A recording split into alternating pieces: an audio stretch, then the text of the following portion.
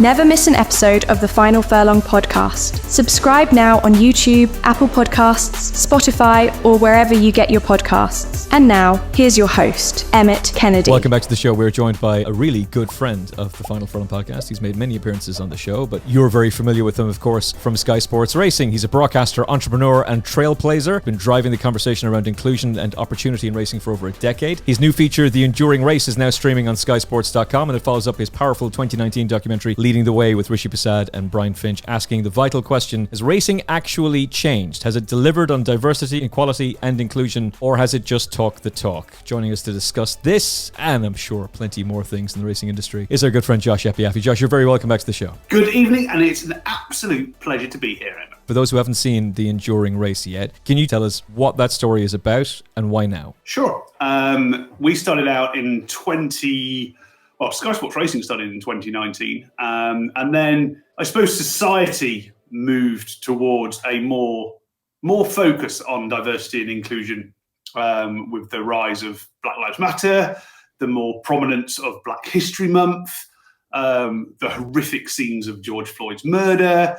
And we as a sport, which has had a pretty, I suppose, white privileged face, being called the sport of kings, and its royal patronage, which is brilliant, and the historic element of horse racing, but to move with the times, and we needed to become far more diverse and speak with a far diverse voice to those people and have different faces as part of our sport. And I was very aware that, there was Rishi and I, but there weren't that many people from a diverse background towards the forefront of our sport, shall I call it. In other words, that was either media-based or in a leadership role. So we wanted to make more of those people.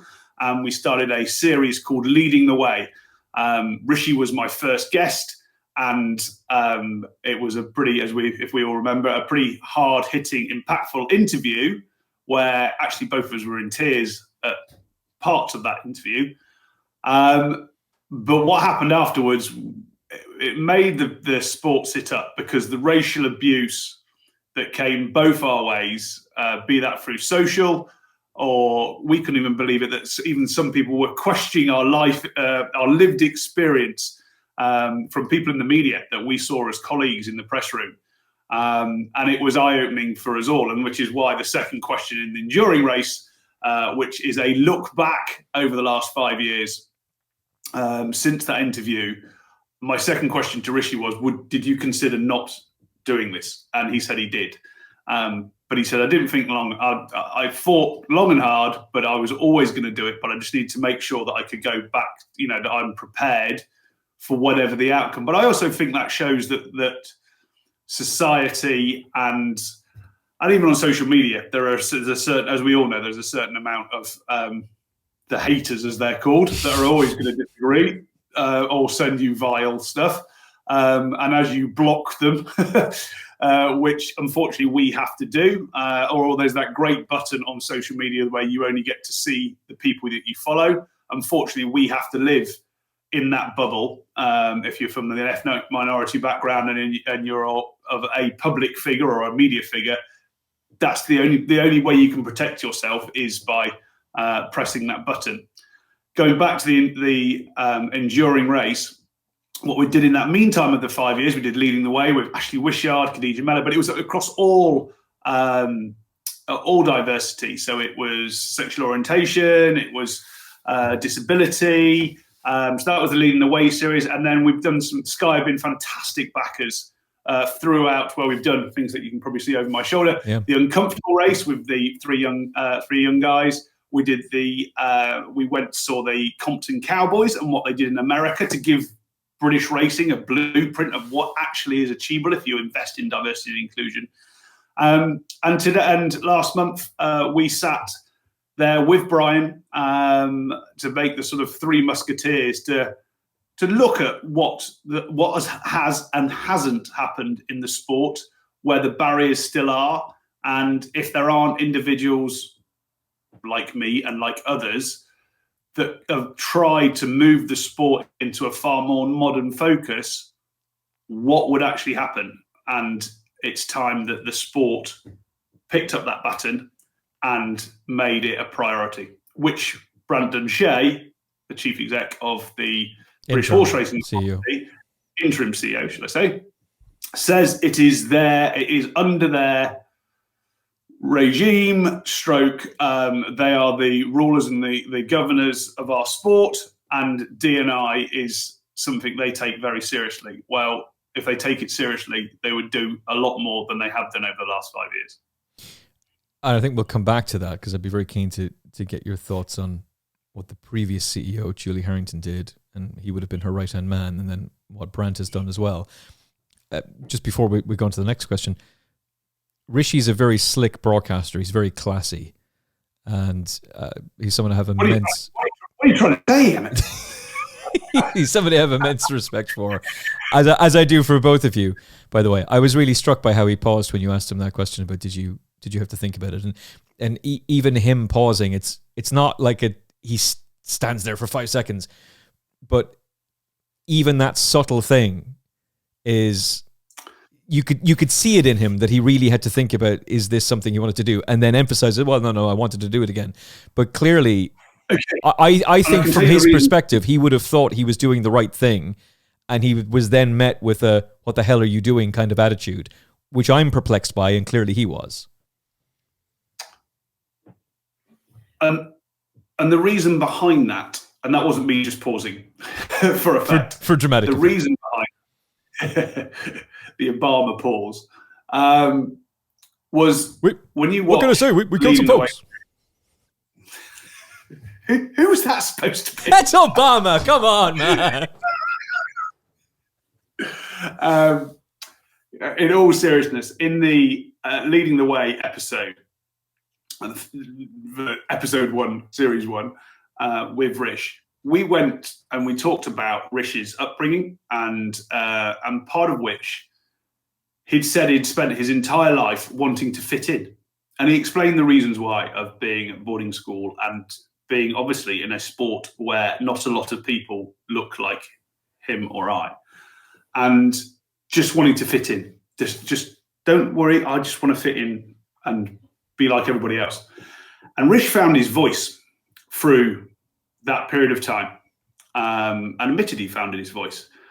And I did a piece in an interview in the Racing Post about a month later, where I was completely gutted at the response online and from the sport around what had happened to principally Rishi and myself, but principally Rishi, because he was the subject of, he was the guy I was interviewing, but we both got it, where he'd found his voice, and they'd come at him with every possible gun to shoot him down. So the poor guy had found his voice, as in spoken out publicly, rather than being not just the fantastic broadcaster that he is. And all of a sudden they've gone and shut him down. And I was like, oh my God, I hope he doesn't go back. He's been a great support for me and the work that we've done with the Racing Pathway and the initiatives within it to create those open spaces for more people to come into the sport from whatever background you are. And he and Brian and others have been hugely supportive and on my arm, but I have to say I have, by choice, been out in front, but again, protecting the likes of Rish, because he's got some amazing, as we all know, some amazing quality points. He's a great man for this planet, this sport, and as a friend of mine. But equally, you don't want to see your friend go through that again. And I'm delighted to say, as we sit here now, 1 week after the enduring race has been out, that I spoke to Rish the other day. He went off social media for 3 days once it had come out. Again, protection, which is good. And I haven't received any racial abuse, and that's not to say I don't usually, and I do get it now and again, probably once a month on social media. We will wait and see. But it's when you're asking a question, and especially the world that it is changing in terms of who runs, America now, and all the comments here, I'm not going to go down any political front, but it is giving people voices of strong opinions that currently don't sit anywhere near my moral standing in terms of giving everyone as much opportunity as possible to be the best, to better themselves and to be the best that they can be. Is it racial abuse, or is it somebody having a pop at you for a bad tip? I'd be very happy to take it if it was a bad tip. But equally, as my dad always told me, if the only thing they can have a pop at you about is the colour of your skin, then you can't be doing too badly. So sadly, now there is a platform, a public platform, that can happen rather than it happen on a one-on-one basis. But I don't think even though I give out regularly bad tips, I don't get it there. It's generally around ethnicity and also especially around this subject. So going, oh look, there he is again, blah blah blah blah blah, or you get called the token. I only get the job because of the colour of our skin, and that's probably on the top 10 of things that I get told, because I don't actually see any of this. Sky have been brilliant, and again, when things come out, they manage our social media accounts and offer all the support on there. Is that you don't actually get to see it. So it's, but then what hilariously happens is you'll have a friend that screen grabs something and send it to you going, have you seen what they're saying? Oh, thanks a bunch. I haven't, but thanks not for sending it to me. So the good team at Sky, the good team at Comcast have gone out of their way to ensure the protection of one of their employees. Exactly. And then a friend inadvertently goes, hey, by the way. Yeah, exactly. Have you seen what they're saying about you? No, I don't want to. Well, on one hand, it's good to be able to laugh about something that's so depressing, but you would like to think that in 2025 that we've evolved to a society where this shouldn't be a thing. This shouldn't be this shouldn't be a thing at all anymore. If you want to abuse Josh for giving a bad tip, then fair enough. But if you're going to abuse him because his skin color is different to yours, I don't understand that. I think it's a subject as well, Emmet. I mean, that's it ramps up when I talk about diversity and inclusion and giving more people opportunity, or actually questioning the sport that they love and they've been part of, and it's been the same for 350 years. It's like an old golf club, and I'm saying we need a new bunker on the first, and there are 6 months of committee meetings to discuss whether we need a bunker on the first, and eventually Josh gets tired of asking the question, and they go, told you, didn't need the bunker on the first, because he's gone quiet. And that is where I'm only questioning it because I'm trying to future-proof it. It's not for me. It's something that I've also put forward to a lot of our leaders across the sport, not just the BHA. And this isn't me BHA bashing or leader bashing, but it's where it took me 3 years of lobbying to get the Racing Business Apprentice program that we designed here internally and at the Racing Pathway and rolled out and was available. But the one I've been really pushing for is the voice of the under 30s. The sport has got to be designed in terms of an entertainment sport for the young, but we don't listen to the young. So why have we got, people 50 plus designing what we look like as an entertainment without the voice of the young? So you've got Invades and various organisations that look at that, or the Racing Media Academy that now runs to over 50 the cadets that we've had through it. Their voice is enforced. They're highly intelligent. They're young. They're passionate. They love our sport. They've got to be given a platform and a voice to help position the sport for 2030 onwards or 2040 onwards, because they're the ones that are going to be consuming it and telling their friends about it and trying to grow it. So that as much as I can pass the baton on to them for the continuation and the strength of our sport, there needs to be a platform for that voice to be heard and then implemented. So not just heard, listened, and then actioned. Well, your own Racing Media Academy had a diverse group of 15 young people, all Gen Z, all highly impressive. Very, very impressive individuals. They all have their own ambition, their own drive, their own determination. It didn't matter what their skin color is. It doesn't matter what their ethnic background is. It doesn't matter what their gender is. These are individuals who love the sport of horse racing and want to work in it, and they want to work in media, and they've decided that horse racing is their way in to the world of media, and actively are targeting that because of their love of the sport. That's great, and it's fantastic to see that you and Abby and Lee are supporting them in the way you are. I could also counter all of this by saying to you, well, I'm on Instagram every single day, and I see the Race Day TV content of Ella McNeil and all the team from Race Day TV going out and meeting different people, and there's a sea of different coloured faces and a sea of diverse people who are all being interviewed there, clearly going racing. If you've been to the Punchestown Racecourse for the Punchestown Festival Champion Hurdle Day with Constitution Hill over, I'm sure he dragged a lot of people there, but there was a massive young crowd, and it's a sea of diverse young faces. Now, is that something that is almost exclusive to Ireland for some reason, that Ireland is able to attract a really young audience and then and welcome them, whereas in the maybe for certain race courses, maybe this is another way of looking at it, York, Ascot, Sandown, there's certain tracks that are very, very Epsom, there's certain tracks are very well run, and I'm starting to get the idea that if you just let these race courses do their own thing, they will succeed without directives and initiatives, because I think Premier Racing has been a disaster. The protected window disappeared very quickly, Josh. And then they went out of their way to make a point about how, we're getting rid of the protected window. You got rid of that a couple of weeks into the experiment. You're not going to gaslight us with that one. Sunday evening racing, this was going to be a fantastic, disastrous. Saturday morning racing, very quietly done away with. Even Angus McNay was making sarcastic comments the first day it was on, when poor old Tom Bull was stuck out there on Derby Day when everybody else was excited about City of Troy. Those initiatives didn't work, whereas the racecourses themselves, when they're allowed to their own devices, it seems like they actually are able to attract a crowd. They are able to attract diverse people. So is it that there is a failure of overall leadership, or is it something more complicated?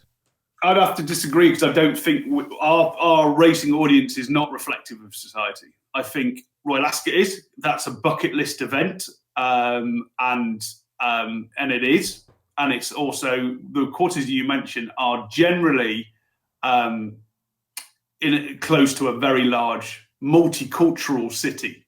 Good point. On the Irish front, I think it's part of the Irish fabric and way of life of those people, those young people that are going racing now. Their parents are probably my age, as in 50, and it was it was part of that fabric of life before internet, before social media, and that's what you tend to follow what your parents did. It'll be interesting to see how that then continues. Now they have internet, social media, and so many other options on here, which again is another thing that I have been banging the drum of saying we still do not have one digital destination on the web outside of social media pages where it's for under 18s.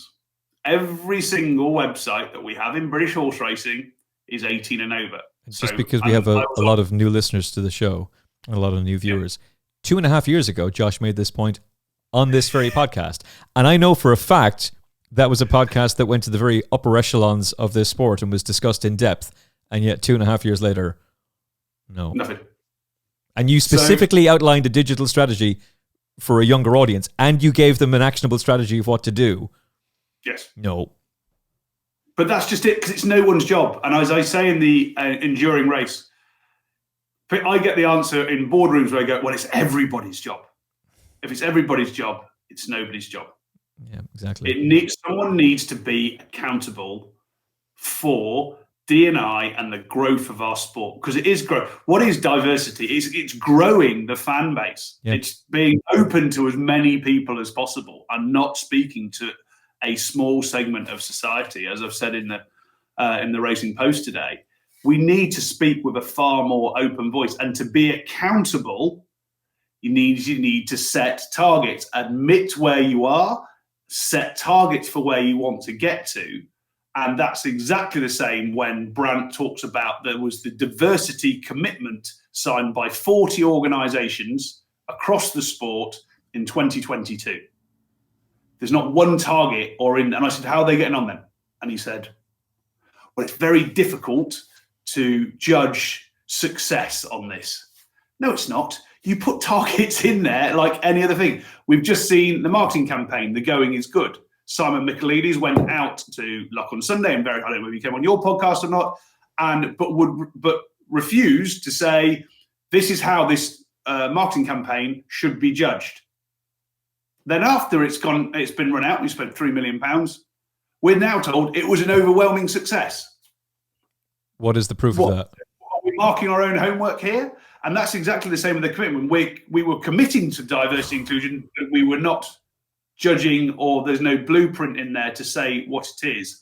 Again, warm words and trying. I massively struggle because I'm always judged with how everything gets on. If I talk about the Racing Media Academy, within the first 2 or 3 questions, people will say, how many of those people stay in the sport?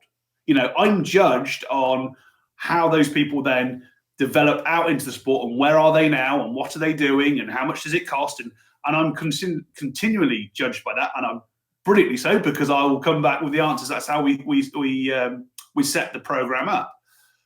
But what I worry about here is going, okay, let's set those levels. Let's look at a strategy. Let's look at the data, and this is where it comes around to the big thing that I've been asking for is when they say, well, we need the data, Josh. That was 2 years ago. They launched a survey to get the data. That was March 2024.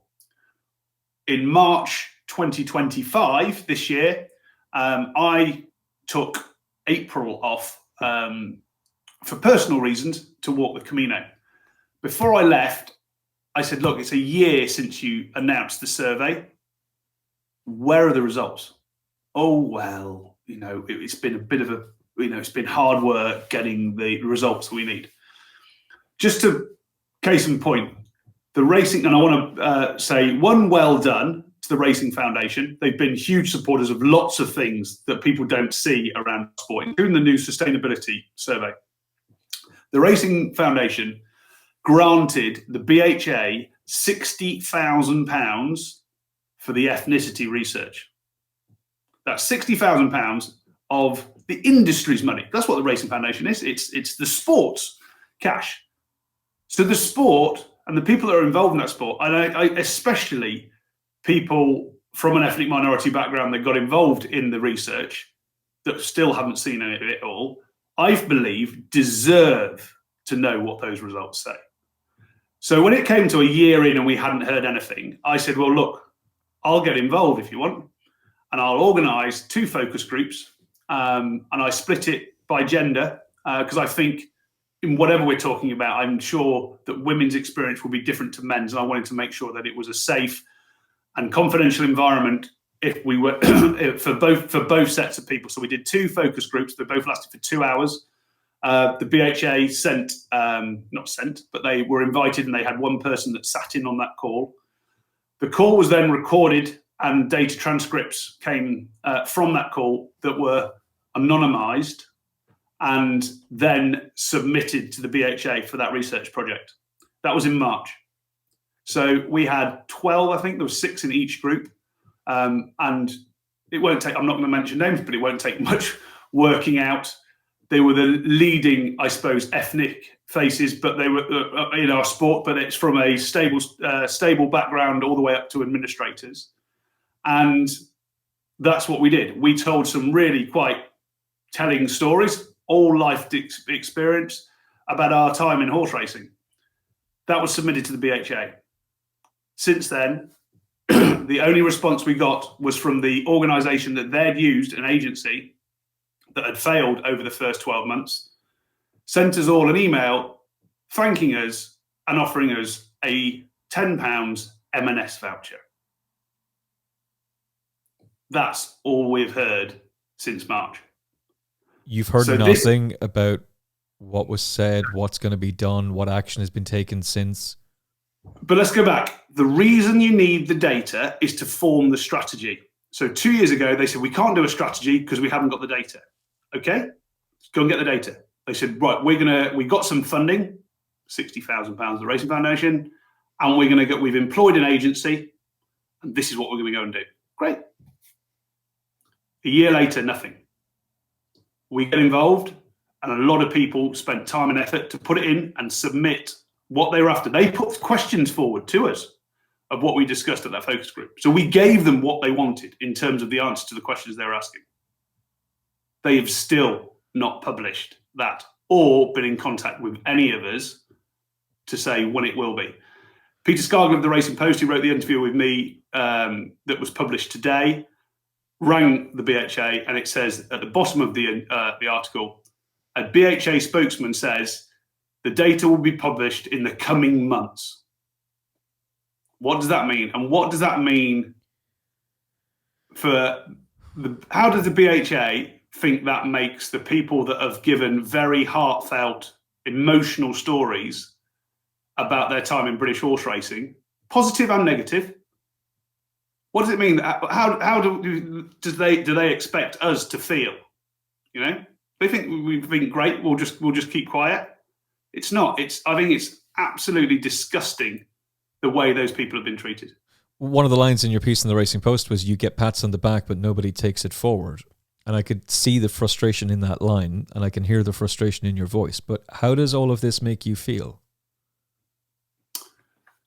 That's a good question and rarely asked outside of family and close friends. I'm indifferent to it now, and I've chosen that word because I have to have a numbness to it, because the silence has been pretty deafening since. I haven't heard from the BHA. Brandon Shea has commented on my LinkedIn post saying it was a pleasure and honour to be part of the conversation. That is it. So you have to feel indifferent, but there comes a time, excuse me, where I've been doing this for 6 years now, so I'm not expecting trumpets, plaudits. I'm just asking for them to make an effort. And I'm hoping with the new leadership coming into the sport that we've made enough noise within Black History. There's only the first week of Black History Month for them to actually listen. I hope they watch the Enduring Race and listen to, hopefully, intelligent enough individuals with lived experience that have done a lot of work on this, but with absolutely no help from the regulatory authority along the way. I got the impression, I've not just got the impression, Rishi essentially says that people were telling him that his lived experience wasn't real. Yeah. And that was from people within the media. I know exactly who those people were. And I was part of that. I was part of that conversation, that we... If you don't laugh, you'll cry, or you'll just punch a wall, and then you're just breaking your hand. And that's just it. You've also got to look after yourself. I will battle for this sport and to help grow this sport until my nth degree. But when it doesn't help itself, it's very difficult to continue to keep going, dragging along. Or even if you do get success, I don't look for pats on the back. I look for success for the sport. But if there's no thanks and there's no targets for what we're trying to achieve, we went out and set out with the new initiatives and the strategy and give them a blueprint. Here it is. It's yours. You can have it. You can change it. You can call it what you want. But to nothing, basically. It's like, well done, keep going. And I'm like, no, it's not my job. I'm doing this because I don't want people in the future to have to jump the hurdles that Rishi, Brian, I, and others have had to jump to progress into the sport or just to become a fan. We talked about last time about 800 different ticket types, across the sport, just making it as easy as possible to get into the sport. But again, it's no one's job. There are still 800 different ticket types. Someone texted me, I saw a tweet the other day, there are 16 different tickets available for Grand National Day at Aintree. I spoke to you 2.5 years ago and pointed that out, and you nearly fell off said chair. Luckily, you've now got a chair with a back on it, so you won't fall off, knowing that nothing has happened since. And that's just it. Why hasn't anyone done it? Because it's no one's job. It needs to be, we need an innovation group with the head of growth for British horse racing. And they can report into Lord Allen, and that innovation group can come up with new ideas. It can have the voice of the young. It can look at new technology. It can get funding. There's all sorts of partnerships. What's the new super bet that we could have? All these different types of stuff. All and massively positive. And again, we talked about it last time, 2.5 years ago. There still isn't one. So eventually, when you keep knocking on the door, I always say, no one. If you stop knocking on the door, no one will answer. I've been knocking on the door for 6 years, and the skin's wearing thin on the knuckles. Yeah, I suspect it's not just wearing thin on the knuckles. You mentioned in the Racing Post piece that Anne-Marie Phelps is somebody who got it, and I think you said that to me before as well. Is there anybody else in positions of power of British racing that you feel get it? Yes, but I think their hands are tied in terms of what they could possibly do and how the structure of the sport is there. A lot of the HR directors get it, because a lot of the HR directors come from outside of the sport. I'm going to mention one in particular, which is Jane Greenham of ARC. She's been absolutely fantastic. And she was the first to launch the apprentice program that Lee, Abby and myself, principally Lee, designed as part of the Racing Pathway team. Entry-level jobs, massive invest. We've now got apprentices at Millbank Tower at their head offices, around their race courses, as groundspeople. The Jockey Club, then 2 years after that, launched their apprentice program last year.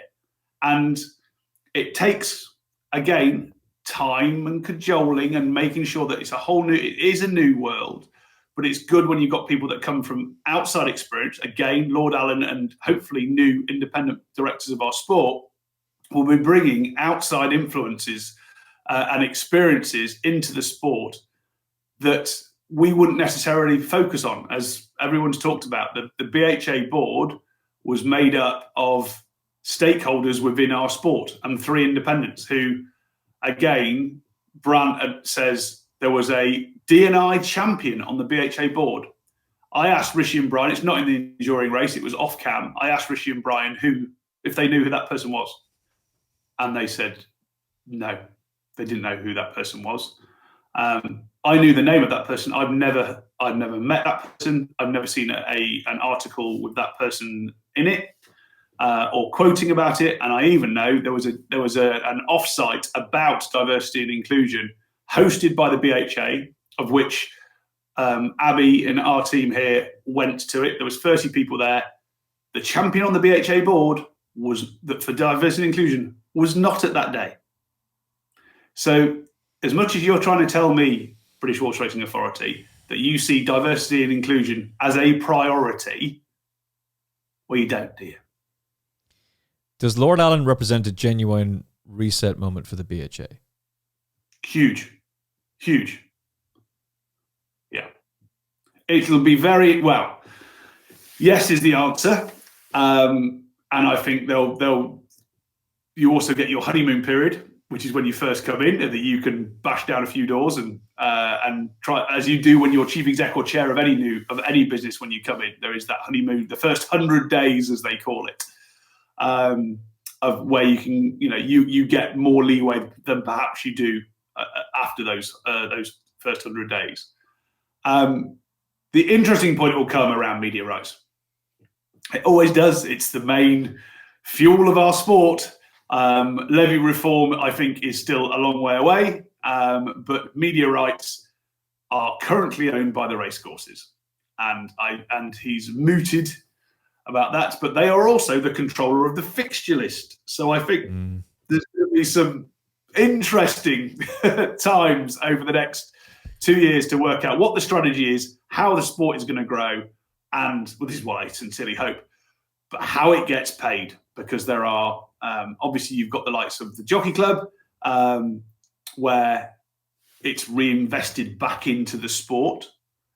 You've got shareholders in other race courses, and you've got trustees in other race courses, and then you've got the smaller race courses and the bigger race courses.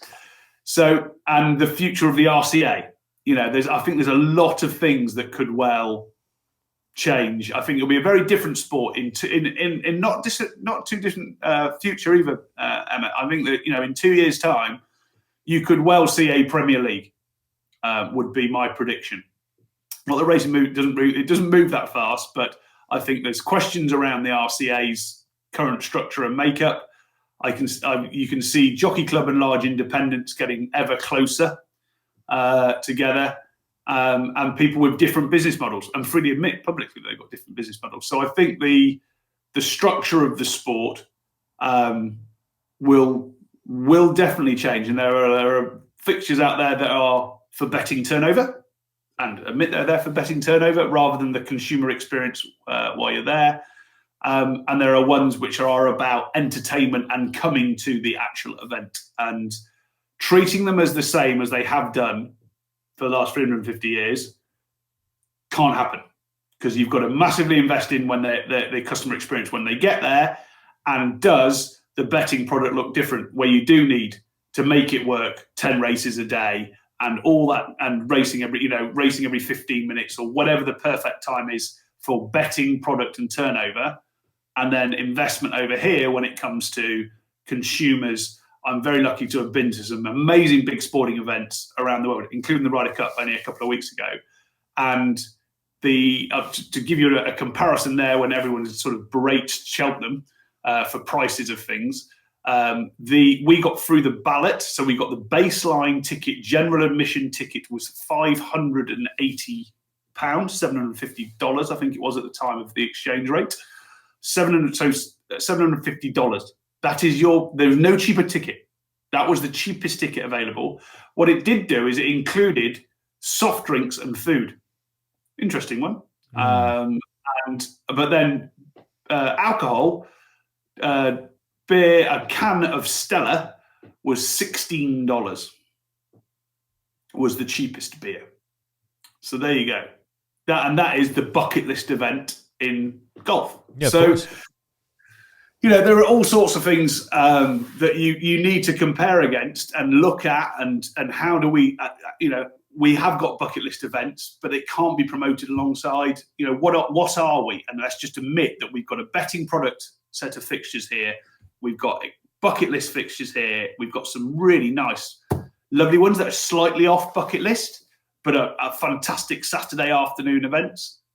And then we section it off, and we also say this is what it is. So we know that what we're buying, that you and I don't turn up to a betting content fixture in suited and booted, looking like Dumb and Dumber, rather than going to a Saturday afternoon when actually, a Saturday afternoon track where it's, where there are bars and food outlets and people dress up and there's a band on afterwards. We've got to be very, as a sport, start showing that this is your first class, business class, premium economy, and actually saying these are the fixtures that sit within it, so the consumer knows what to expect when they turn up there. As we know in America, you turn up to the betting product fixtures, it's free to get in. Yeah. Not that. So come along, you can watch horse racing, you can have a bet and that kind of stuff, but don't expect the frills and whistles. Over here, pay a premium because you are going to get the frills and whistles. It was at the Curragh at the weekend, and the crowd might look pretty small, but actually the bar was jammed, and there was a fantastic atmosphere, and they had a lot going on there. And maybe I quite like the soft drinks and food was good. Yeah, that's a clever idea. That's something that should definitely be looked at. Makes you drink non-alcoholic drinks, because everyone likes to be free, and they feel like they're giving it. I've paid for it really because I've paid quite a bit for my ticket, so I'm going to drink. Which then means you're drinking a bottle of water per can of lager. So rather than sat there having alcohol all afternoon, you are actually having soft drinks and diluting said alcohol intake on, again, an event that ran from 10 o'clock in the morning till 7 o'clock at night. Yeah, which is a good point to make as well. And I was talking to Pat Healy, the brilliant photographer, who's integral to the work that's done in Listowel, and the crowd that they get every single year, every day for that. Massive. Tens of thousands of people there for the entire week. It's incredible. Tim Shaw, the American trainer, was over for the week as well. one extra thing I'd like to add into this mix, which is another idea that I took to racing's leadership, and was told I am aspirational for sure, but that was the I think it was aspirational, something along those lines. And I asked them to do not racing. When I talk about racing in the city, I'm not talking about horses running up and down the mall. I'm talking about in Hyde Park and doing a showcase event about our sport. You could have pony racing in the middle and the ROR classes over show jumping, have trade stands for every single race course that's out there, for every course, apprenticeship, media academy, so we basically showcase ourselves. And I put that forward to a segment of racing's leadership, and they were like, oh, we had a great idea. Nothing happened. It's no one's job. France did it. And as you saw, 35,000 people turned up in Paris last month. That's what we've got to get out there, and promote ourselves and be confident at promoting ourselves and tell the welfare story. Tell the amazing retired racehorse in ROR is growing, ever growing on that front. But Josh, they should have been on the front foot about the Pro Cush. You shouldn't be. It was just really, really bad to watch. I'm not having a go at the guy, but it's just very frustrating to see Branton Shee sitting in the Sky News studio and sitting beside somebody from PETA who is lecturing him about welfare and the protection of animals. And he doesn't fight back in any way at all. And it's the easy... Google it, Brant. It's the simplest fight of your life.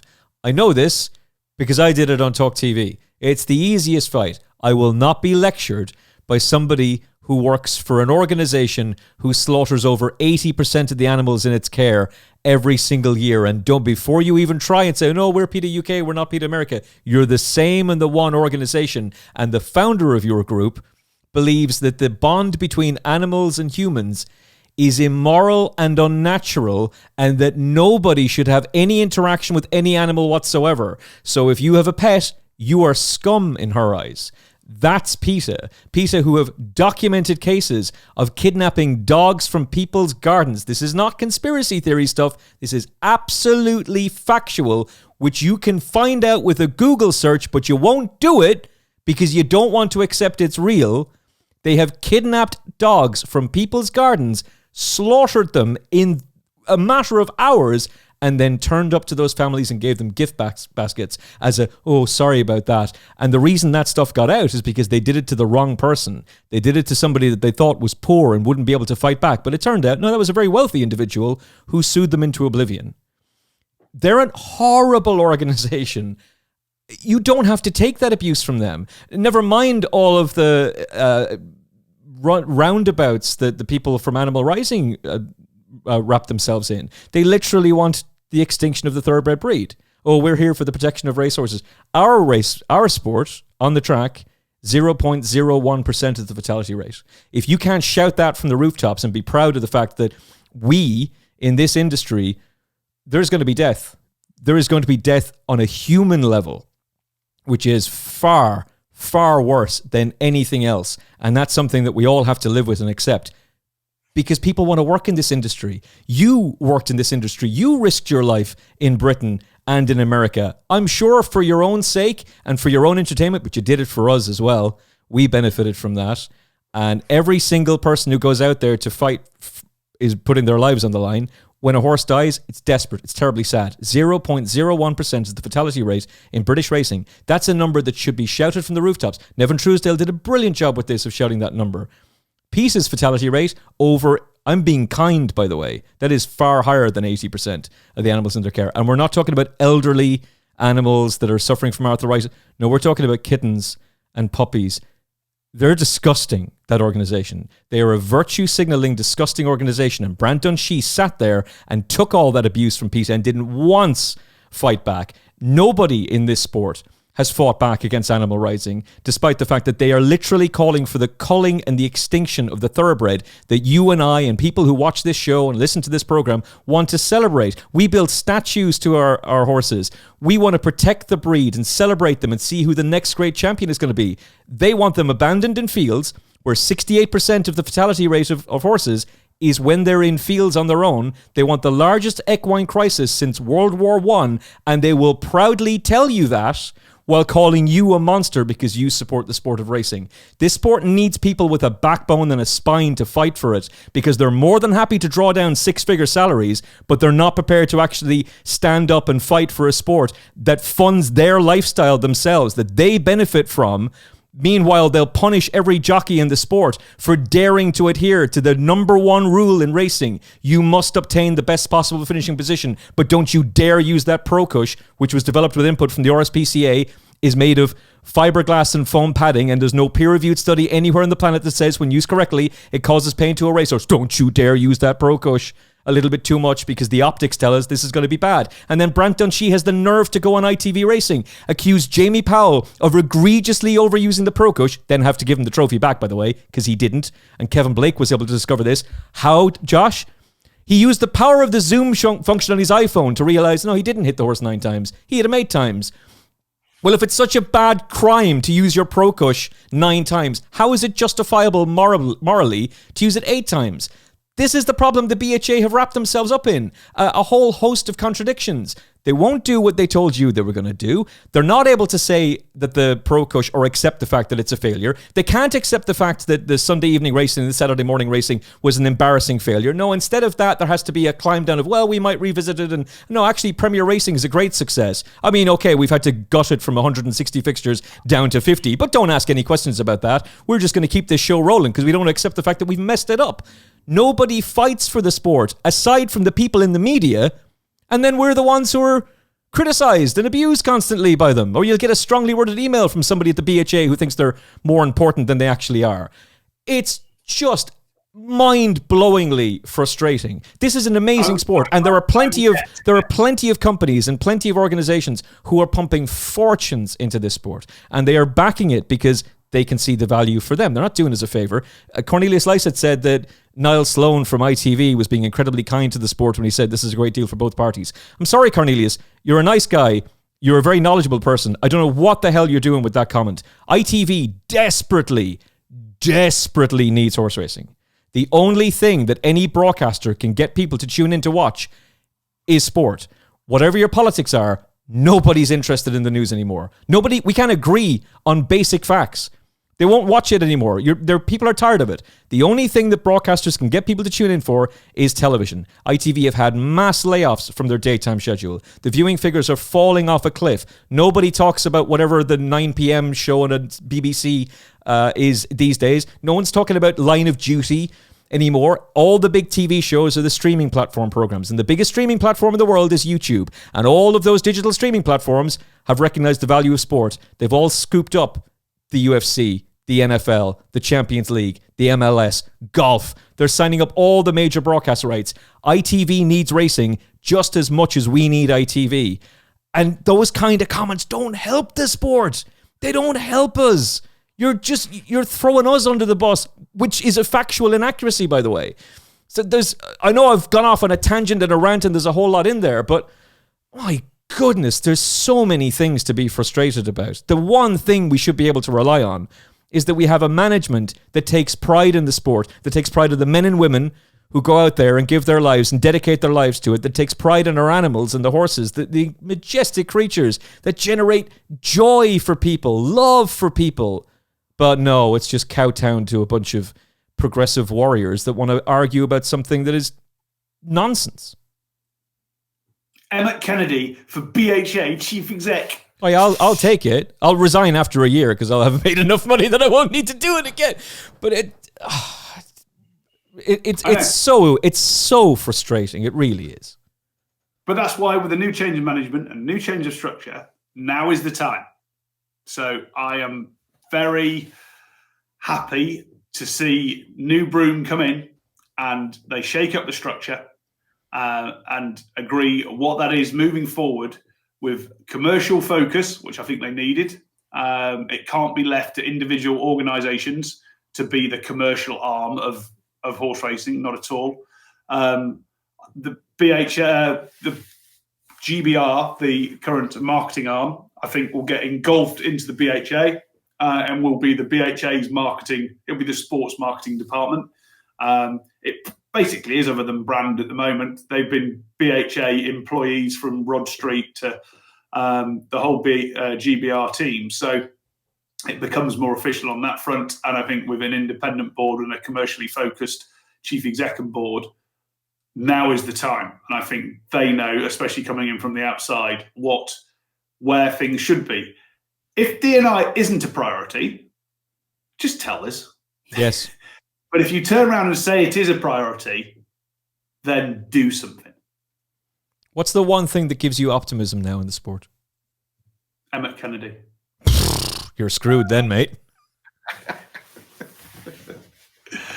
What gives me optimism, and the thing that powers me every year, is when I get to meet 15 new amazing people, young people, and as you did this year, and I hope you will continue to do when they start on day one of the Racing Media Academy. They are, and it is open to everybody. So our eldest applicant didn't get a spot this year, but was 65. I think the eldest person through it was Lewis Knowles, that some of you may well have seen on representing Coral, and works in their social media team and marketing teams. And I don't think Lewis will want me to tell this, but he's late 30s. But it is about investing in the future and we learn as much from them as we are teaching them in terms of our sport and media techniques and the various different roles within it, because we need to understand how they consume their pastimes, their passions, and the media that they want to consume it into. You and I, again, 2.5 years ago, talked about YouTube being the biggest opportunity for our sport. Today, we still sit here. There is no YouTube strategy for British horse racing. So, again, I hope that the structure that Lord Allen puts in place, that it isn't just a marketing team on a low budget. There is a commercial and innovation team, group, department that sets out, this is what we're doing, this is how much money it's going to cost, this is the potential upside if we're a success, and this is how much it's going to cost if it doesn't work. But don't be scared to fail. You'll learn more from your failings than you ever will from your wins. Absolutely. And equally, if I turn around to you and said, right, I want to go and spend £1 million on a centralised ticketing platform. So there's one space we can promote that goes there, that it's our train line. I think, again, I mentioned this to you 2.5 years ago, still haven't got it in terms of the sport. But there's one single online destination that you can go and buy a ticket. We go and work, it's going to cost £1 million and it's going to cost 200 grand a year to run. All right? These are ballpark figures, even though I've done the presentation to British Horse Racing on it and the Racecourse Association. And I can come back and say, right, after 2 years, it hasn't worked, but it's cost us £400,000 in terms of running it and the build. But we can get out of it for that. So you've got a sort of, you call it what's the kill number? In other words, I want to go and spend this, but if it doesn't work after a set period of time, this is how much it's going to cost us. But if it does work, this is how much we're going to go and make. It's the most basic and simple of business propositions that you do whenever you want to spend cash to grow a business. And that's what we need as a sport. We need a commercial function that will then look at YouTube. How much does it cost for the YouTube channel, Or have we signed our rights away in the new ITV deal? I don't know the ins and outs of that deal. If the enduring race achieves one thing, what do you want that to be? The publication of, because it's to do with Black History Month. So this is probably more targeted on ethnicity than full diversity. And if I want it to achieve one thing, is for the publication of the data around ethnicity in our sport and a strategy produced that's going to help increase people from an ethnic minority background both become fans and part of the workforce in our sport, so we do start moving towards being more reflective of society. I have a radio show to prep. I have 2 podcasts to prep. I have a podcast to edit. Josh has a TV broadcast to get ready for, and another series of interviews. We were going to do this for 20 minutes, but every time Josh Apiafi comes on the program, it's a 2-hour show. It can't not be. He's too engaging. He's too charismatic. He's too likable. You can't just stop it after 10 minutes. I don't know how Nick Luck does it. Yeah, thanks very much. Cheerio. Bye-bye. You have to keep the conversation going with this man. Out of interest... Nick's very clever, because when I did do the Nick Luck podcast last week. The excellent Nick Luck podcast, and we recorded the interview at 6:20 in the morning. Oh, jeez. Oh, that's how he does it. That's how he does it. Conversation. That's how he does it. He gets you early. So yeah, I need a cup of tea. For the purposes of everybody out there in podcast land, it's 9:10. Yeah, the intention was to record this at 7:00. It's 9:10. Just out of interest, how are Imogen, Jack, Ben, Victoria, Luca? How are they all getting on? Very, very well indeed. There are a lot of them. One of them became, I'm not going to say who's doing what, but one of them has just become an assistant producer at Racing TV. Well done. Yeah, which is fantastic news. One of them's gone back to university.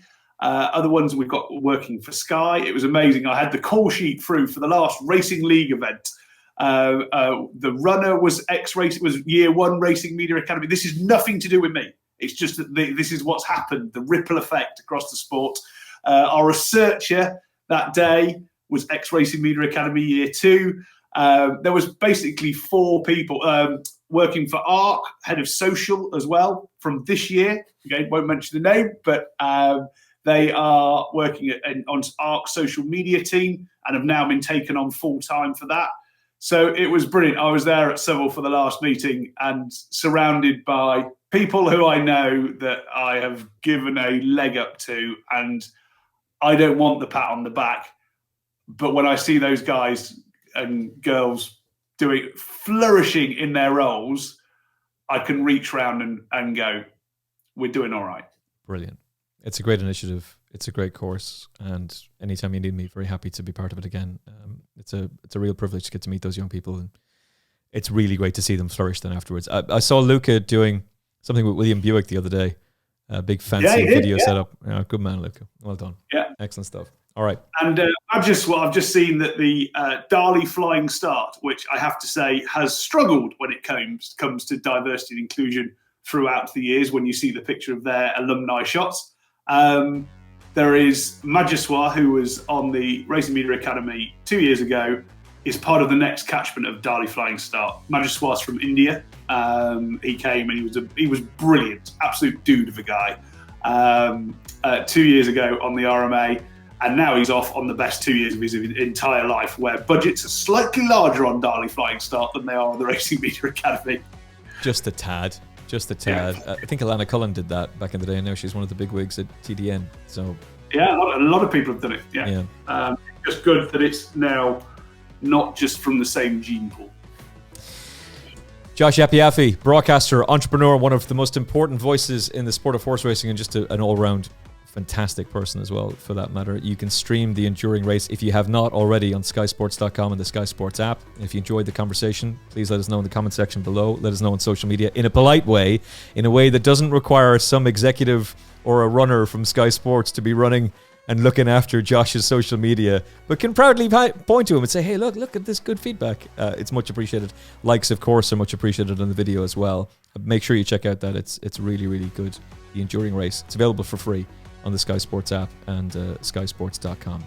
This is the Final Furlong podcast. Thank you very much for watching. Thank you very much for listening. I hope you've enjoyed it. If you did, likes and shares are really appreciated. Josh will be back with us soon, much to the chagrin of the senior executives in British horse racing. But until then, and until our next episode, we'll see you again very, very soon. Look after yourself and each other. God bless. Thanks for spending some time with us on the Final Furlong podcast. We're independent media, so if you like what we do, hit like, share, and subscribe. It's free, it's quick, and it genuinely helps. And if you enjoyed this episode, there's plenty more where that came from. Don't miss out. Subscribe on YouTube, Apple Podcasts, Spotify, and all major platforms, and join us on the gravy train. The Final Furlong podcast, independent, unfiltered, and powered by you.